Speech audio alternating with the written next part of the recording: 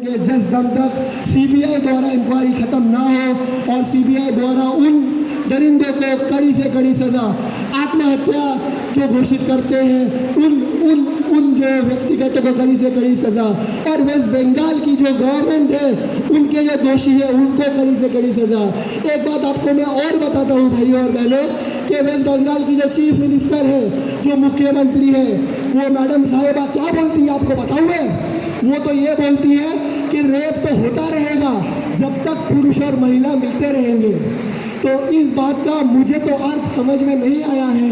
अगर आप में से किसी को इसका अर्थ समझ में आया हो कि ये महिला और पुरुष जब तक मिलते रहेंगे तब तक रेप होता रहेगा, इसका क्या अर्थ है, तो ज़रा मुझे तो बताइए ताकि मैं अपने कलेजे को बता सकूँ कि हाँ ये दुर्घटना तो होती रहेगी। मुझे तो समझ में नहीं आ रहा है। क्या आप लोगों को समझ में आ रहा है? क्या आप लोगों को समझ में आ रहा है क्यों ममता बनर्जी मैडम ऐसा बोलती है कि ये तो होता रहेगा जब तक पुरुष और महिला मिलते रहेंगे? क्यों ऐसा बोलती है मैडम? हमें तो समझ में नहीं आता। आपको अगर समझ में आता है तो आप हमें बताइए, तो हम समझ के मन मार के दिल को बैठा के जाके हम बैठ जाएंगे और सोच लेंगे कि हाँ ये तो होता रहेगा। 1 2 3 4, 1 2 3 4, बंद करो अत्याचार। 1 2 3 4।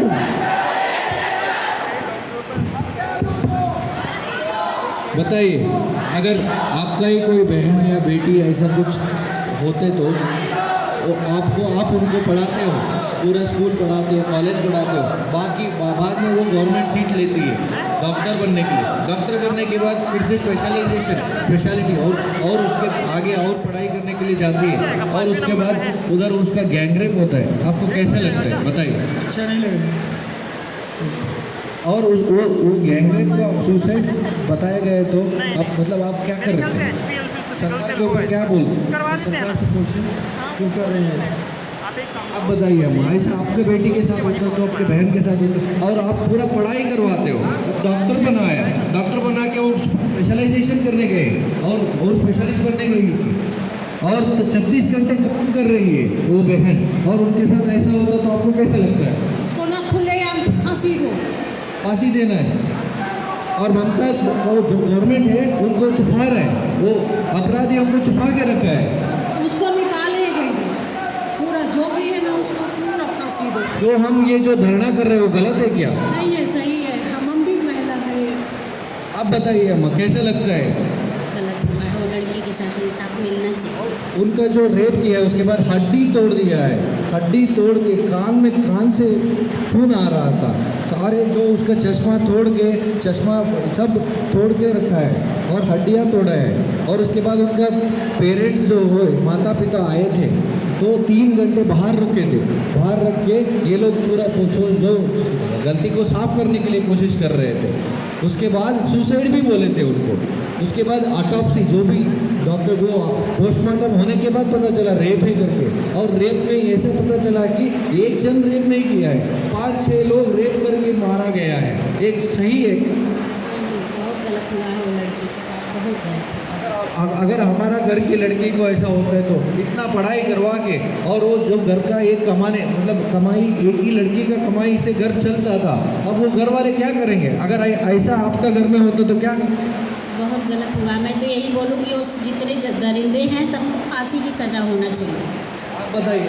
सबको फांसी मिलना चाहिए। जो वहाँ की सरकार है उसको सस्पेंड करिए, हटाना चाहिए, जनता से माफ करिए। बिल्कुल बहुत गलत हुआ है। तो जो हम ये कर रहे हैं गलत है क्या? बिल्कुल नहीं गलत कर रहे हैं सर, सही कर रहे हैं। साल भर 24 घंटे पूरा काम करते हैं सारे डॉक्टर्स। आप जब भी रात में आओ, सुबह में आओ, हम देखते हैं, है ना? जब भी इमरजेंसी खुले रहता है, अभी भी इमरजेंसी चालू रखा है। हम इसलिए काम में जो नॉर्मल पेशेंट आते हैं उनके लिए नहीं, हम जाने बंद कर दिए, इसलिए कि सरकार को पता होना चाहिए हम धरना कर रहे हैं करके। अगर अभी पता नहीं होता तो जैसे हुआ, जो मेडिकल कॉलेज में धरना कर रहे थे उनके ऊपर ममता दीदी का गवर्नमेंट जो है 5,000 लोगों को भेजा मारने के लिए, डॉक्टरों को। और जहाँ रेप हुआ था वो जो रूम को जलाने के लिए भेजे थे, वो लोग गलती से दूसरा कमरा को जला दिया, क्योंकि उन लोगों को ये भी पता नहीं था कि कौन सा डिपार्टमेंट में। बट